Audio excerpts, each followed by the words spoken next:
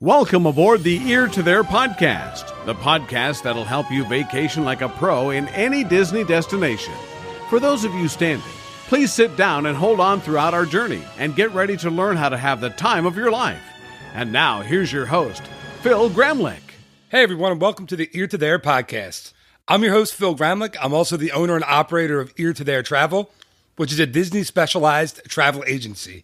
It's my job to take away the stress and the anxiety of planning a Disney trip. Oh, and the time. Planning a Disney trip takes an awful lot of time. So it's my job to take all of that away so you can enjoy the fun things like having a great time with your family and friends and enjoying the magic. Oh, and I do all of that planning, including dining reservations, fast pass reservations, golf tee times, getting the lowest price, everything at absolutely no extra cost to you. You can find this podcast, my blog, or request a free quote over at eartotheretravel.com. This is episode 34 for the week of September 19th, 2016. Now grab a drink, grab a snack, and as a famous mouse once said, on with the show.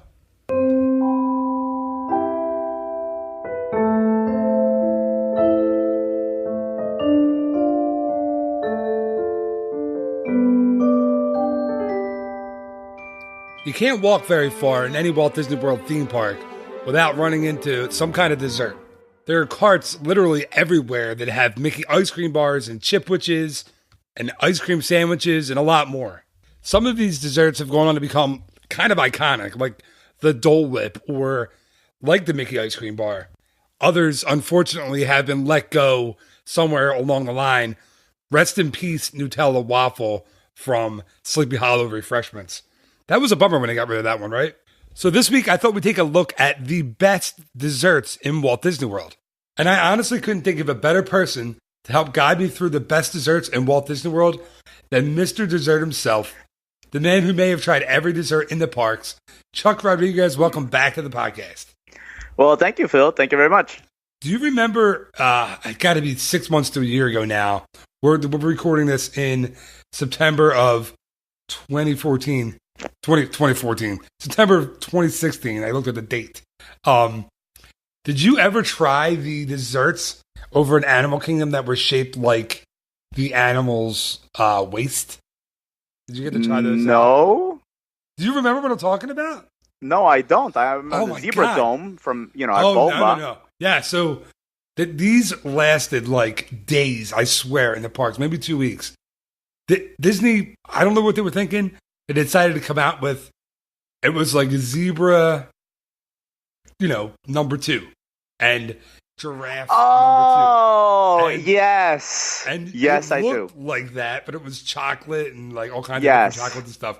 And you bought them in like these little tin foil. I mean, it looked like you picked up your dog's stuff out on the walk, and people really freaked out about it, and they really got upset, and then Disney had to get rid of them so fast. Well, I gotta say, I never even got to see them, but I remember, I was already here, I could have just gone and saw them, but I remember reading about them online, and I was thinking to myself, what Disney Food and Beverage Department executive was sleeping when somebody came into the office and said, we have an idea for Animal Kingdom snacks. Yeah, somebody snuck that into a meeting. It was like the last hour of the meeting. Somebody was just like, all right, fine, whatever. Because there's no way. I remember seeing them online, and I got to be honest with you, I was hoping they would be there until I could try them. But they got rid of them really, really quickly. So that was kind of a bummer for me. But, so anyway, yeah, eating animal number 2. Not the most appetizing sounding thing in the world. All right, so as you know, I'm not a really big dessert guy, but I do, as you know, have 3 little kids that would eat candy pretty much 24 hours a day. Anything with frosting is what I've noticed. Oh, yeah, man, anything, yeah. Did you say sprinkles, I'm sure? Where I'm from, we say Jimmy's. Anything with sprinkles / Jimmy's / however you say it, yeah. Anything like that. Or, yeah, donuts. Oh, my gosh. Then my kids will freak out over that stuff. So I do get to try, when we're in Walt Disney World, I try all their stuff. I always sneak a bite or when they're not looking, and then I get yelled at for 20 minutes, especially by our little blonde child who likes to yell at me for everything. So anyway, so since you're more of the the dessert guy. I know I'm more of the. If this was a top beers episode again, I'd be leading this off. But That's right. Yeah. So, but let's be honest though. You'll try a beer too in Disney. I definitely like beer. Out. And now that Food and Wine's starting, because my first time would be, I guess it's only 2 days from the time that we're recording this. Yes, and I love the chocolate stout. I definitely have had that a few times now. Yeah. Now, speaking of Food and Wine, I have a few clients that are down there right now, and one of them sent me an awesome picture today of how do you say it? Giardelli? How do you say that word? I think it's Giardelli. I always say Giardelli. I don't know if that's right or not. So I apologize to anyone from that company listening, but they have chocolate sculptures of like Disney attractions over there now in like the Giardelli. Oh yes, in the old Wonders of Life Pavilion. Yes. And they have a chocolate Everest over there with a Yeti hanging off the mountain, and she sent me a picture of that today, and it is awesome. So if anybody's over going to Food and Wine, you want to check out some cool chocolate sculptures, check that out. But anyway, that's again a tangent, and it's the darn episode didn't even start yet. So let's get rolling. Chuck, what's your first? This is I forget what we said. This is the top or best desserts in Walt Disney World. The desserts, yes. And I am going to start with my true favorite, which is more for not so much because it really is the most spectacular or the most delicious dessert. Also, caveat: all my desserts are chocolate involved. It's not that I'm anti non-chocolate desserts, but I chocolate. I am a chocoholic. So, okay. So my favorite is going to be the Minnie's Bake Shop chocolate chip cookies. Nice. Very simple. Okay, so they're very simple, but this is what I've been eating. I think since I've been an adult, where basically when I started going to Disney World with my own money or my own time without family, and I could just get what I want whenever I wanted, those cookies were my favorites. And at the time I was living in Miami, so I started this tradition that when I would just drive up to Disney World, sometimes just for a day, and that's a 3-hour and 15-minute drive each way. Sometimes I would buy like 2 or 3 of them, and I would eat that on the way home because I would like leave the parks like 11 or 12 o'clock, so I needed some sugar to keep me awake until 3 o'clock in the morning when I arrived back in Miami. And then also when I left Orlando for 4 years between 2005, 2010, whatever, I missed those cookies so much. And there actually was at the hotel I was working at, there was this guy who was from Orlando, and his aunts worked at the factory that made these, because this is maybe this is a little controversial, but actually the same exact cookies are sold at Universal. They're just packaged differently. That's not true. And they're the same ones. And he actually brought back, the aunts gave him a bunch of, I guess, like the what do you call that when a factory just removes whichever one they're not going to sell? There's like a word for it, but I forgot it at the moment. Surplus? Yeah, maybe surplus, or the ones that just didn't make the cut. And he brought me like a whole bag. Rejects? The rejects. I ate an entire bag of reject chocolate chip cookies. And I don't know if people realize, but now you can get them at the actual stand. So when you're in like the bakeries at each of the parks, they're there fresh, but they're the same exact cookies that are in the packaging. So if there's ever a line, at the place where you get the cupcakes and the I guess like the cake lollipops and stuff like that, and the apples, the chocolate covered apples, just go and grab the packaged ones, and it's under Minnie's Bake Shop, right? Yeah, Minnie's Bake Shop is the official logo now. And so, yes, those are my favorite. That is my favorite dessert at Walt Disney World for various reasons over the years. Well, a couple things. One, yeah, you can get those anywhere, like the Minnie's Bake Shop stuff. In any like resort hotel lobby, they have them. Yes. They have them in any like little gift shop at Disney. So, yeah, you can find them anywhere. Two, the other thing that I was thinking is when you said when you started going to Walt Disney World as an adult, and you could get whatever you want. For some reason, it just made me laugh because I thought of you're like, if I want to eat a cookie in the middle of the day, I will. Yes, that's one of the biggest pleasures of becoming an adult. Yeah, no one's going to overrule me eating this cookie right now. I'll just eat it. That's right. Yeah, sorry, it just made me laugh. But yeah, that's a good one. And there's one that's another one too. If you're going to use that, if you save up some snacks for your dining plan at the end of your trip there, you can grab a couple of those cookies as your snacks. You don't have to spend any money on them. Throw them in your bag. Take them home as a souvenir. It's actually a snack credit. Actually, I've always wondered So with the credits, it can be the ones that are prepackaged on the shelf. It doesn't have to be where they give you the individual one in the case. I'm pretty sure. I would say I'm 85% sure. So yeah, I'm going to I'm writing it down now to remember to check on that, and I'll put that in the show notes because I'm not 100% positive, but I'm pretty sure you can. I think I remember people telling me they do it at the resort in the gift shop at the end of the trip. But right, that makes sense. But just don't quote me on it. I said 85%, so I'll check. But all right, so yeah, that's a good one. I'm not a huge dessert guy. I do love cookies though, man. I could kill a cookie, and the minis ones are good. The chocolate chip. I'm more of an oatmeal raisin guy though. I love oatmeal raisin Christmas cookies are like my favorite thing on the planet. And oatmeal raisin Christmas cookies. Yeah, my mom makes them. She makes them. Yeah, and she makes them at Christmas, so that's why they're Christmas cookies. Yeah.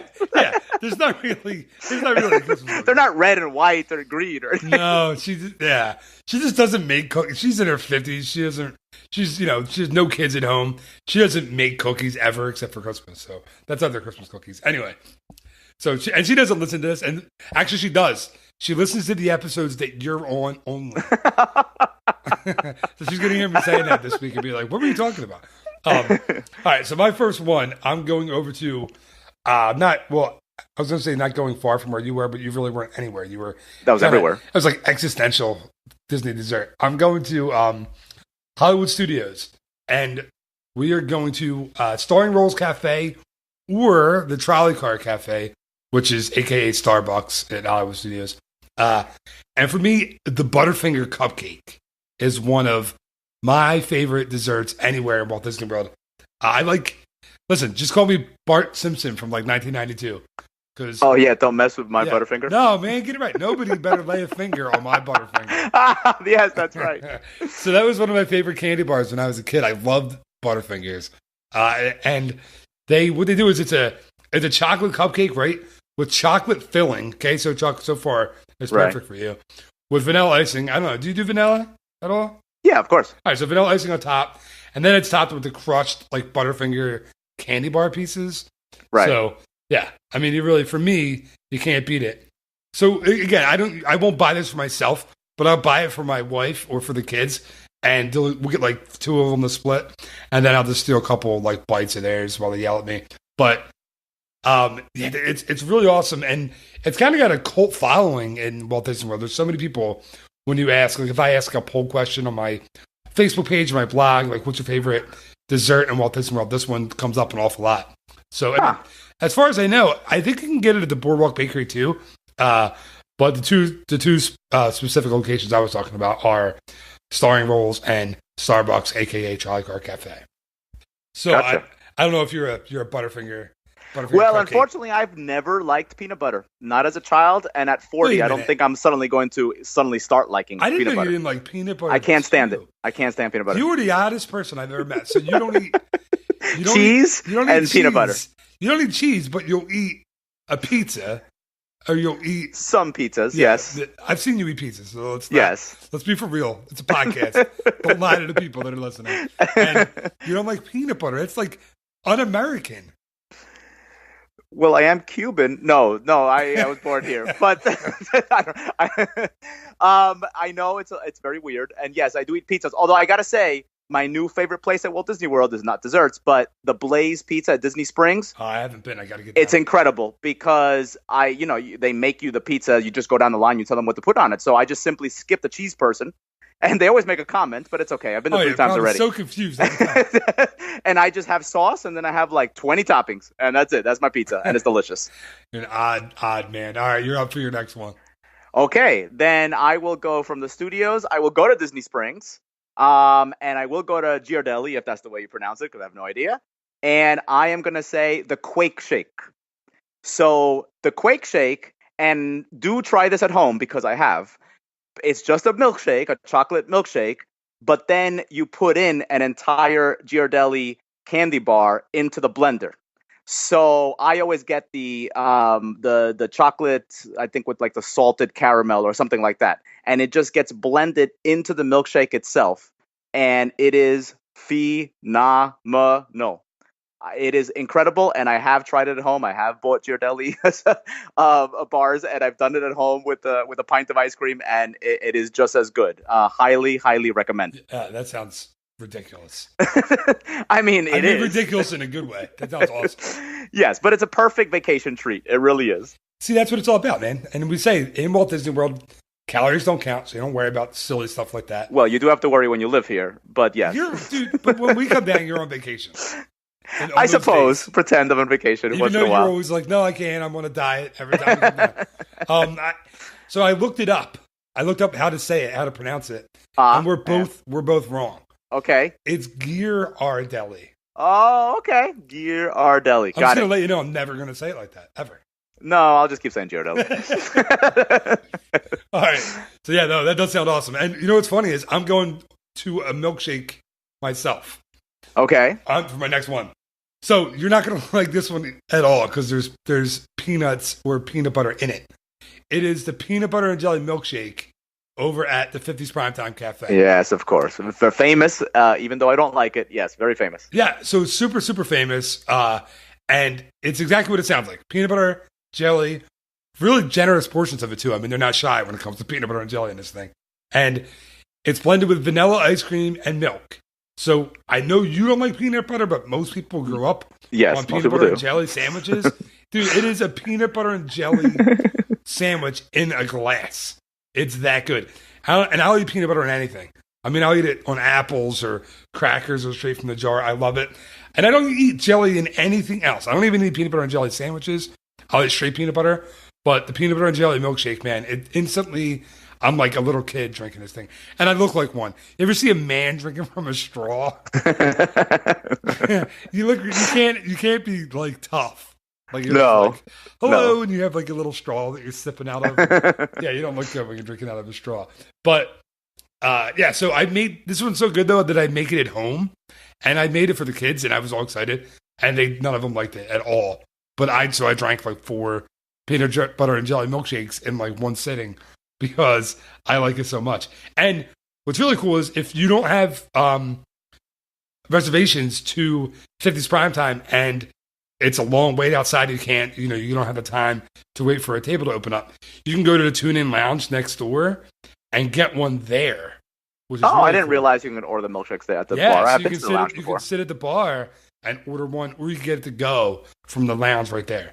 So there's a cool little tip if you want to just grab one and walk around the park, get one from the Tune-In Lounge. And yeah, if you're a peanut butter and junkie, that's not true. Peanut butter and jelly junkie like me. That's an awesome, awesome dessert. Oh, wait. And to clarify, because it just happened to me, when you don't have a reservation for restaurants like Primetime, going up to the podium and saying, okay, we're willing to wait. Yes, there's a lot of times where they tell you, nope, sorry, we're not even going to have you wait. I know. That happens a lot at places like Primetime. Yeah, Primetime is one of those that's gonna happen. And Sci-Fi, yeah. Yeah, pretty much anywhere in studio. It's really, you're not. And you're not walking into Hollywood and Vine either because it's a character meal. So, and then when the Star Wars stuff opens up, you have pretty much no shot of walking into one of those. So that's why, shameless plug coming. Shameless plug alert. Yeah, but it is helpful, so say it. Yes. You need to find a quality Disney specialized travel agent to help you with your trip. Now, I will book your trip, your trip, of course, but your dining reservations at 180 days out at 7 a.m. You know, it used to be more impressive because they used to have to book stuff at midnight, but now it's 7 a.m., which is still, you're getting up with your kids, you're getting them off to school, you have to go to work. You don't feel like getting up and sitting at your computer at 7 a.m. to make these reservations. Let me do it for you. Chuck, you're up for your next one. Okay.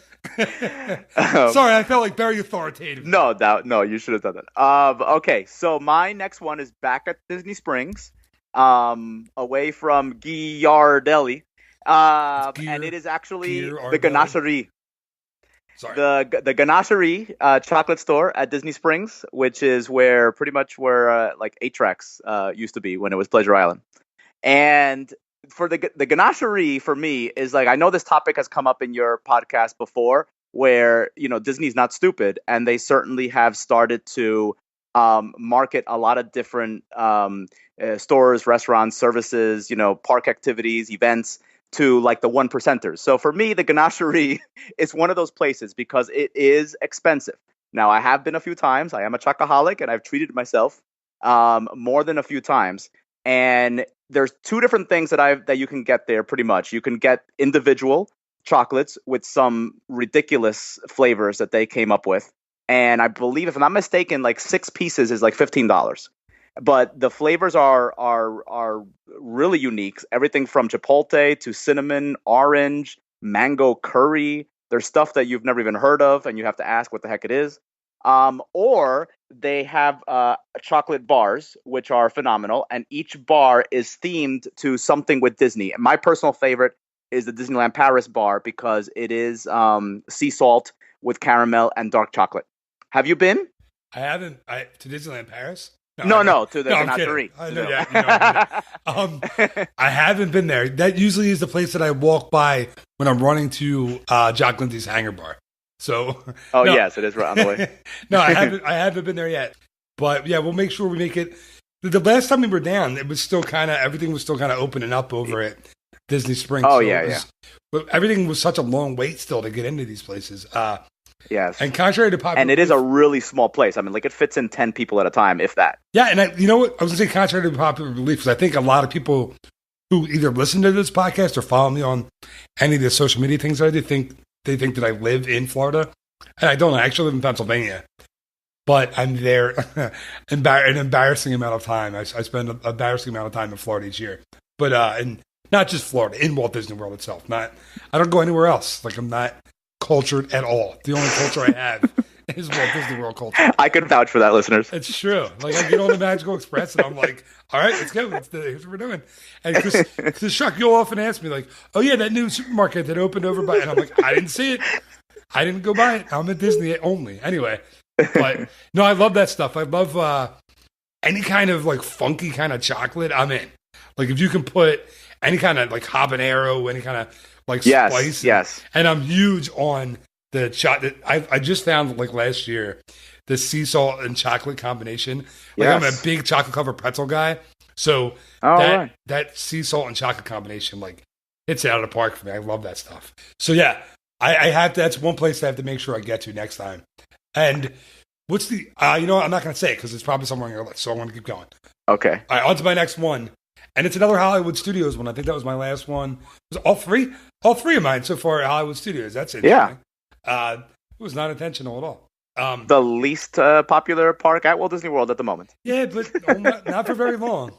No, obviously it's gonna be huge. But for now, I just watched I see the pictures of the demolition online. I don't even bother going to the park. I just look at the pictures every couple of days. It's a little sad though if you look at the stuff on like the aerial shots of the area of not New York Street. What was it called? Streets of America. Right.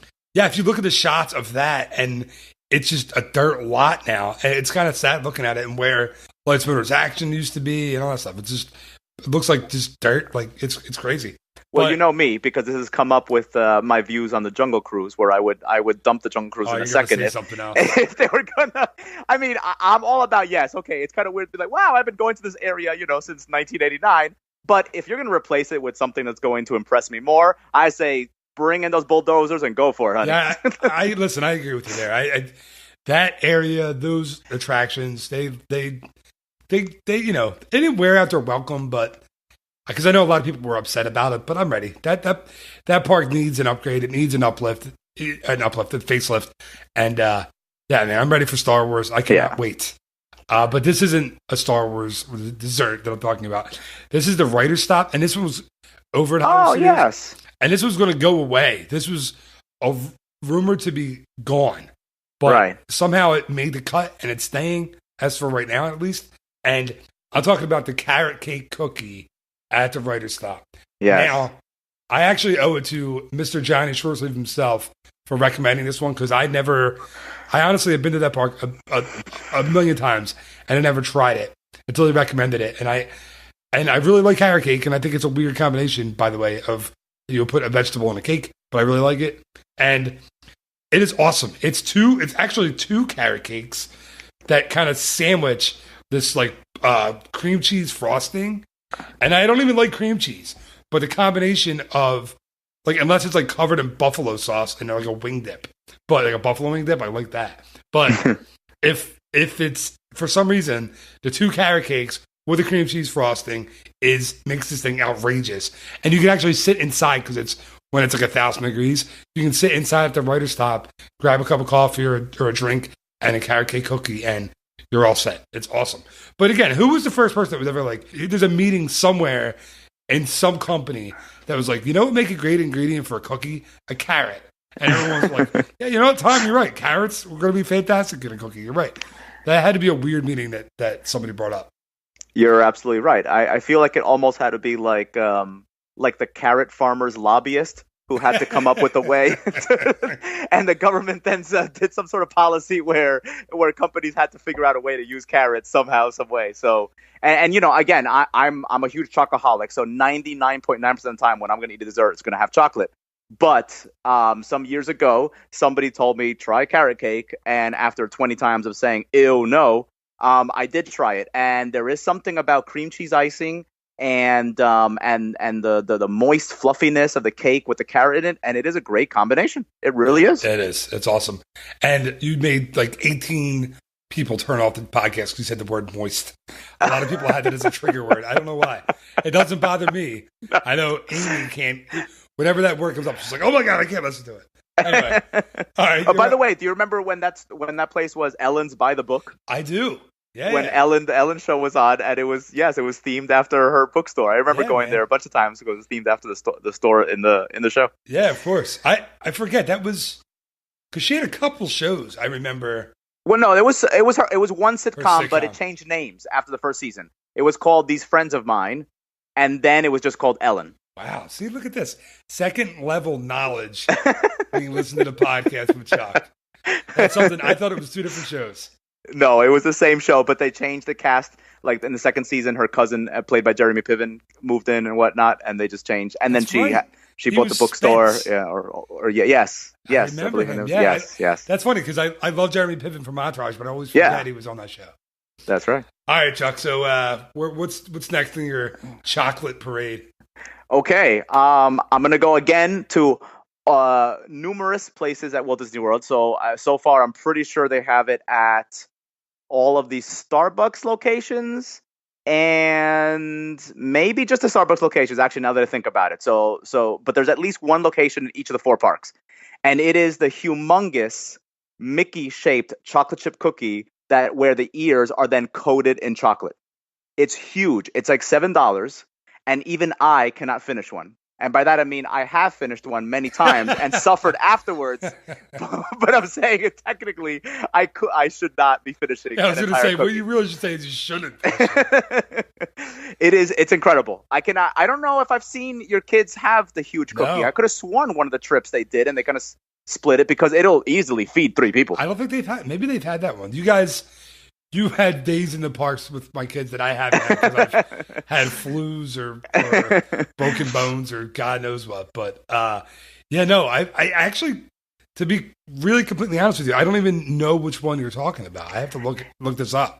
It's exactly how I'm describing it. It's always in the case, along with pretty much in the cases in the Starbucks and in all and in the confectionery on Main Street. You've got you've got like the chocolate and caramel covered apples. You've got the cake pops, the marshmallows that are covered in chocolate, that kind of thing. And then you've got this huge cookie that is in the shape of Mickey. So, and it's like $7. And the ears portion is covered in chocolate, and it takes forever to eat. So your fingers will be covered in chocolate. So don't even bother. Just go to the bathroom afterwards. After you have finished the cookie. No matter what they're covered in it anyway. Right. Well, that's a good point. You can give them one chocolate chip, and they'll need to go to the bathroom. And then buy new shirts in the parks and everything else. Especially our daughter Zoe. You give her anything. You give her, I don't know, like a shortbread cookie, and somehow she gets it all over her face. Yes, I've seen that. Yes. Yeah, she's got a special talent for making herself. The poor kid, like the other 2 kids, look perfect, like all day. They're sweaty, but they're fine. And then there's Zoe, who is covered in sweat. Just her hair is gross in 5 minutes. She looks like nobody cared about her. She's like the kid that we just brought along because we felt bad for her. She was sitting outside the park by herself. You know, she's our daughter. We really try to keep her clean. It doesn't work. All right, yeah. So we're gonna have to try that. You'll have to point that out to me next time we're down. Yes, I will. Yeah, they'll destroy that. Yes. And then Jack will eat his apples. That's my son. He'll eat fruit. The girls will eat cookies. Yeah, he's ridiculous. And chocolate. He's like, no, I'll take an apple or pineapple. Let's hope that changes as he gets older. That's weird. All right. So my next one, I'm going over to Fort Wilderness, the Hoop-de-Doo review, the musical review, and it's the strawberry shortcake. Yes. At the end of the show, the dessert that they serve at the end of the meal. I think, first of all, I think it's the only dessert in all of Walt Disney World that has its own song, right? Does anyone? It's the Strawberry Shortcake song. Chuck, do you know it? Can you sing it for us? I do not know it. I have not been there enough times, but I'm aware of the song. I could not tell you. Go ahead, sing it. Oh, no. So right here, at this moment in the podcast, I will put the song right about now.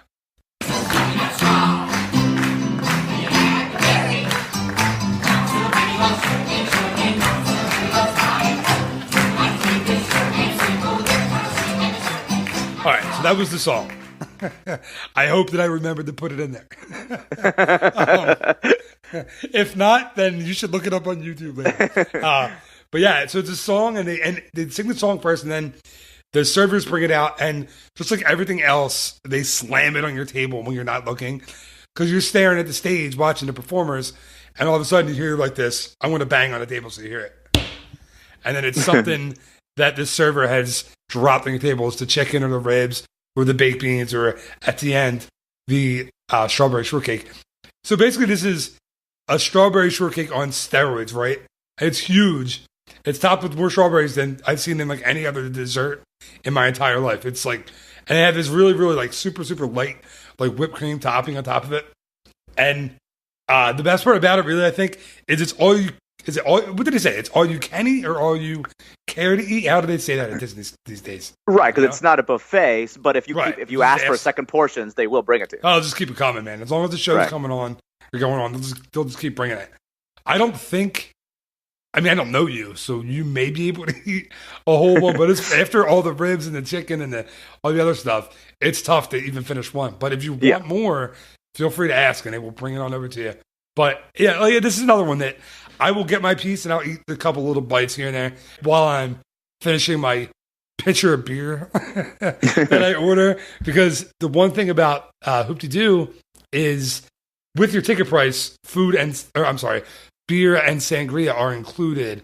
Yes. All you can drink in that price. So it's pretty rare for Disney to throw that in there with a meal. So take advantage of that. If you are an alcohol drinker when you're there, you don't have to drive because odds are no. Yeah, you don't really get to park anywhere over there by Pioneer Hall. So that's true. If I'm not saying to go and have a whole pitcher of beer to yourself, which is usually what I do, but I'm saying you can go, and it's, as long as you're responsible and not a crazy person, you can have a few beers there, and it's all included in the price. So it's pretty cool. And for those of you who have a more sophisticated palate than Phil, the sangria is delicious. Yeah, you know what it is? It is. I think it's Bud Light or Miller Lite. I know. I don't know how you look. We've said this before, right? And I will say it to all the listeners. I mean, I never enjoyed beer. I thought beer was the grossest thing in the world. Now I will have many, many beers, but they've got to be like interesting craft beers. I don't know how you drink Bud Light or anything similar to Bud Light. I don't know. Listen, I've grown up an awful lot since I was the beer, the light beer drinking college student on my Disney college program. Gasp. People whose children are going to be going on a college program anytime soon to Walt Disney World, please understand, please know, even though they will tell you there is no drinking allowed on the Disney college program, there is a wee bit of drinking that goes on the Disney college. It's no different than any campus in America. None whatsoever. It's basically a college, but you're working instead of going to school. And everything else that happens in campuses across America happens there as well. So just understand, if your child, and they're not all children, a lot of them are adults, most of them are adults. Yeah, but they're still your child. If they're going on a Disney college program, please understand they will have a great time, but it's not the complexes where they live are not going to be run by Disney or regulated by. It's not pixie dust, and it's a college campus in there. It's exactly what it is, and a kind of a wild one. But anyway, I've come a long way since my light beer drinking days. I'd much rather have a craft beer now. I would, anything seasonal right now. It's anything that has any kind of pumpkin or Oktoberfest. I love that kind of stuff. Any kind of stout as like a dessert beer, which is I'm going to add that to my list here. But that's what they have. Hoop to do is going to be the Bud Light or Miller Lite. I forget which one it is, but not the best for big beer drinking craft beer fans, but it'll do in a pinch. If it's free, not free. If it's included in the meal, you're not going to turn it down. Right. And I haven't had the sangria, but I've heard it's fantastic. It is. It's very good. All right, Chuck. So I only have one left, but I know you have a bunch. So actually, I did miscalculate, so I don't have as many as I thought. I had my notes were mixed up, I think, with the last podcast that we did. But I do have a couple. Left. Like you're doing what's your next favorite dessert? And you're like Peter Pan's flight. Yes, exactly. All right, so you got your next one. Okay, then the next one is going to be at Epcot during the Food and Wine Festival. So I'm looking forward to having this starting on Friday, and hopefully this year I'll go to Food and Wine at least 15 times before it ends in mid-November. And it is going to be in the Ireland Pavilion. The little chocolate lava cake with Bailey's ganache. That is heaven. Yeah, let me tell you what. I've actually had it. That's awesome. I think, if I'm not mistaken, they might actually have it during the Flower and Garden Festival sometimes as well. I really get confused because it just seems like it's always there whenever I go. Yeah, but it's definitely during Food and Wine, and so I am looking forward to having it on Friday, and that is great. I never would have thought Bailey's. Well, actually, it does make sense that Bailey's and chocolate mix well, and it does, and it's great. It's delicious. Yeah. That's an awesome one. Any kind of lava cake, I'm in. Yes. I love that kind of thing. Yes. I'm in on that too. I just think, and anything from that part of, from the Ireland Pavilion at Food and Wine, completely in as well. Any of the beer, any of the food, any of the drinks, desserts, all great. And Guinness, which they will pour you a little shamrock with the foam on top of your Guinness. They're pretty good at that. That's pretty cool. So you can do that as well. But the lava cake, man, I'm completely in on that one. I don't like I'm not a real big fan of anything that's runny, like eggs and stuff like that. I don't like the runniness. But for some reason, I like when it's chocolate. I don't know why. Yeah, if that makes any sense. You will eat eggs, right? Are you strange like that? Oh, yeah. No, I eat eggs. All right. Making sure. You got to start checking off the list. You got to start doing things. It's only the cheese and the peanut butter. That's the only two items. Yeah, the two. Even though that covers many, many foods. Yeah, so my kids, you can never survive on their diet because it's all they eat. No, I can't. But chocolate, too. All right, so this is technically my last one for me. Okay.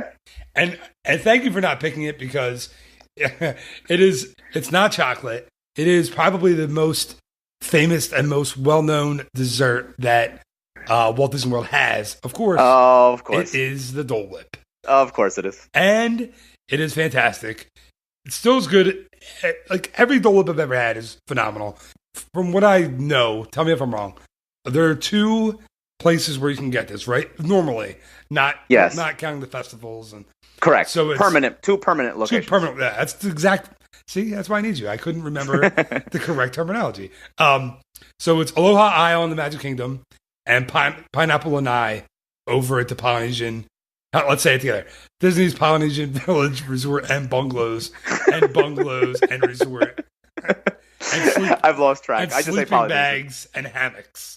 Or I just say the poly, which apparently is very offensive to people from Hawaii, but I don't know any, so I'm okay with just saying. Is it really? I didn't know that. Yes, I've heard it's. I actually did know a Hawaiian cast member that said that in Hawaii to call somebody a poly would be like calling somebody something pretty bad here in America. I mean, here in the continental U.S. Wow. Yes. Yes. All right. I'm But anyway, because that's what I always call it. Now I feel terrible. Well, of course, it's just because there's always going to be an acronym or just a shortened version of saying most things at Walt Disney World, especially when you work there. You never use the full names for anything when you're talking to each other, about work. Yeah, if you're not, you say the Grand, you don't say the Grand Floridian Beach Resort. You know, if what's funny is I always thought about that, like non-cast members listening to cast members talk at like a restaurant or something, you'd be so confused. You wouldn't have any idea what they were talking about. Good point. Because it's all abbreviations. It really is. Anyway, all right, Dole Whip at the Polynesian. Anyway, yeah, it's a long name to make the long story short. But pineapple flavored soft serve ice cream. I guess it's not technically ice cream; it's soft serve. Or a combo of pineapple and vanilla flavored soft serve, which I like even a little bit better than a straight pineapple, which is weird, but I do. I like the combo better. Super refreshing. Awesome when it's like 1,000,000 degrees, which it is 9 months out of the year in Orlando. Yes. So another one, my kids, this is one that I will get myself. This is actually a dessert that I will buy myself. But my kids completely lose their minds over and freak out over. And they like it in the Magic Kingdom. But they like it more. Lots of times we stay on the monorail loop, because one of our home resorts for the DVC is Bay Lake Tower. So they like to jump on the monorail, take it over to the Polynesian, and go to Pineapple and I, because they get the lei as well. So they love walking down the steps, and like the cast member will give them the lei, and they'll wear that outside and then get the Dole Whip out there. I don't know why. For kids, anything that's free is super cool. They think it's awesome. They're pulling one over on somebody, so they really like that. But yeah, I think for most people who go to Magic or go to Walt Disney World, you have to try a Dole Whip. It's kind of like a Disney rite of passage at this point. You need to get a Dole Whip when you go. Yes, and it is almost ridiculous what a cult following the Dole Whip has. I mean, to the point where they even have T-shirts made and whatnot. I own one. Yeah, I own a Dole Whip T-shirt. It really is amazing. Now yes, I prefer a chocolate dessert any day, anytime. But I certainly have had my fill of Dole Whips, and it is very refreshing when it's 100 degrees out and you're in the middle of Adventureland. Although, yes, it is much smarter and much easier now, and I can't believe that it took them almost 40 years to figure this out. But if you're at the Magic Kingdom and you feel like some Dole Whip and it's 3 o'clock in the afternoon and it's 99 degrees outside, it's awesome to take the monorail to the Polynesian, because you can buy it with no line, first of all, and then just sit on the beach or by the pool and nobody bothers you. You could sit there for hours eating your Dole Whip. It's perfectly fine. Even though it only lasts 10 seconds in the sun. Well, I think you have to eat it quickly and then go back for another one. Yeah. I think that's what it is. It's funny that you said that. Like, it's true. There's never a line there. You walk outside, there's the counters there, and there's like 2 cast members standing there waiting for people to come up. And the line in the Magic Kingdom is outrageous. It's such a long line that they had to switch locations. Yes, they finally switched. Which made, again, something else that would have made sense 20 years ago to do, because that caused so much of a bottleneck in Adventureland because of where the old location was. So many people will be waiting in line. It'll be outrageous. But now, the lines are just as long. I mean, what do you think? Reasonably, you wait for a Dole Whip in a Magic Kingdom. 15 minutes, probably? Oh, easily, even when it's not that busy. Yeah, I mean, it's crazy. But it is worth it. I don't want to discourage people from going over and getting one, because it is the Disney, like the Disney dessert. So I think that's one. And that's why it was my top one. If I was picking a top one, that was it. And I know we're concentrating on the permanent locations, but during the festivals, you can have it with rum. And that gives a whole new meaning to the Dole Whip pineapple craze. Yeah, they have that at the Pineapple Promenade at the Flower and Garden Festival. I don't know. What's it called at Food and Wine? Is it called the same thing? I haven't been to Food and Wine in a couple of years. If I'm not mistaken, I think it was in the actual. It was the actual Dole booth, because it's like with a Hawaiian, or the Hawaii booth. Okay. Yes. If I'm not mistaken, during Food and Wine. I did not do my research before the but with the rum, something about having a frozen dessert that kind of gives you a little bit of a buzz too is pretty fantastic. And when it's 1,000 degrees, that really hits the spot. That's something you should really check out. That's cool. All right, Chuck, what do you got? What's your? All right. Let's get the showstoppers here.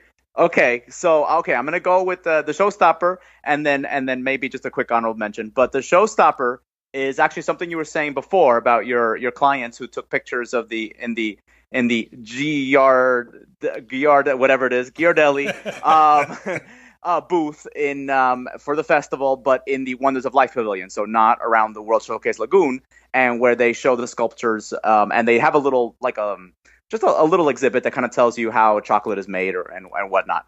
And there is a small stand there. You kind of have to look for it. You might miss it. And you can get there a drink that is, I want to say it's a good at least $4 or more. And the glass is the size of like the cups, the little disposable cups they sell for if you want to do like mouthwash, in the bathroom, and you want disposable cups. Like, it's that size. And it is the most intense chocolate drink you've ever had in your life. I think it's really not much more than a melted chocolate bar with something else added to it. I don't know what it is. It is phenomenal. Even if it's 90 degrees out, I will have it. It is indoors, so that does help, of course, because at least you could drink it in the air conditioning. And it will kill your chocolate cravings for hours and hours afterwards. I highly recommend it. Not many people do not know that it's there, especially because most people do. It would never occur to them, even if they look at the map. It would never occur to them the Wonders of Life, the old pavilion, is being used for food and wine stuff, but it does get used every year for certain things. What's funny is I'm sorry, I didn't mean to. No, that was pretty much it. That was it. Well, I was gonna say, what's funny is you can just walk right by that, because I think lots of times you would think it's like a special, like a used for a special event, or it is a special event, but I've seen people just look up there and then you just walk right past it because you figure it's not very well advertised. There's something going on in there. It's like a little sign, and unless you look at the app or the map, right, you would not have any reason to walk in there. So you get your chocolate drink and then you go ride Cranium Command. It's pretty awesome. No, because that's gone. What? You mean Body Wars and and Cranium Command. Yes, I remember Cranium Command. God, I haven't been to that pavilion in a while. I didn't know it was gone.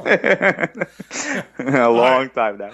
All right, so what was your honorable mention? Oh, like an honorable mention? Okay, so an honorable mention would be Giardelli again. For a company that I mispronounced the name of, I sure am a fan, and I spend quite a bit of my money at Giardelli throughout the year. Although here in Orlando, it has competition now because there's the Kim Kardashian Sugar Factory, and then there's that new other place at the certain other theme park. But I'm just saying. But anyway, Kim Kardashian had something down there now. It's one of the Kardashians with Sugar Factory. I forget which one, but one of them was even there when it opened. And I have had a milkshake there, and they are ridiculous. I mean, they're like $15, but they're the most intense milkshakes you've ever had in your life. Yeah, and not one of the Kardashians has ever had a milkshake in their lives. Well, yes, that's why it's very ironic that they opened up a restaurant chain that is all about desserts. Because, yes, exactly. I don't think their personal trainers would allow that. Yeah, maybe Kanye's the big dessert fan. Maybe. That's at that point. But yes, so Giardelli at Disney Springs, besides the Quake Shake, so every once in a while when I treat myself, it's either the Quake Shake or it's one of the midnight reverie intense dark sundaes. So it's on the menu is huge, and they give you the paper version of the menu so you can read it before you get up to the podium, and it's always a line. And there is a section for just I guess like the dark chocolate specialties, and these 3 sundaes are incredible, and I always have the one that's just nothing but dark chocolate sauce, pieces of dark chocolate ice cream, along with whipped cream. It's incredible. It's absolutely incredible. It makes me sick to my stomach, but I have had them more than a handful of times over the years. Yeah, that really sounds super intense. And that's exactly how it's even labeled. I think that it's intense. So yes, highly recommended. All right, man. Well, yeah, and that's actually, I like dark chocolate, but I don't think that's one I could try. I think that would probably it's too much. That put me in a food coma for like. No, you gotta be someone who can take chocolate and is used to eating like an entire huge dark chocolate bar or a whole sundae in order to eat this and actually enjoy it. Anybody else, especially somebody who hasn't eaten dark chocolate, they probably would think it's gross. Actually, I feel like we're talking about drugs. It's like. Is it like I'm like going to see a dealer on a corner and it's like, whoa. No. That's for seasoned users. You can order that. Just try with this one. Start with this little Hershey Kiss and then you move your way up. All I might need like a note from my doctor in order to have these Sundays. Yeah. All right, man. Well, I gotta get my bearings. Thank you again for doing this podcast. It was fun. Thank you. Yeah, man, this is one that I was looking forward to doing with you because I know you. Me too. Yeah, this is the kind of stuff you're right in your wheelhouse when it comes to the dessert stuff. Even we didn't even mention the Disney Springs, the new fancy bakery, which is ridiculously expensive, but the stuff in there is incredible. And I haven't even, no, the Disney one. I forget the name. It's next to World of Disney, and it's a Disney-owned Disney pastry chefs, just like Disney, chefs that actually opened up the ganachery and came up with the concept. Right. Yes, and that's the newest place. But I really have not sampled it enough to talk about it much. Have you tried the cupcake ATM over there? Not the ATM, but I have gone. I've had the cupcake sundae, which is awesome because basically it's just a cupcake with a scoop of ice cream in the middle of it. It's incredible. Oh, that's cool. I gotta try that. I've had that, but obviously the ATM I don't think can do an ice cream sundae cupcake. No, probably not. All right, we'll talk. Thanks again for recording, and Thank you. We'll record another one of these really soon because it's been a while, I think, since the last one you did. So I'm looking forward to the next one. Okay.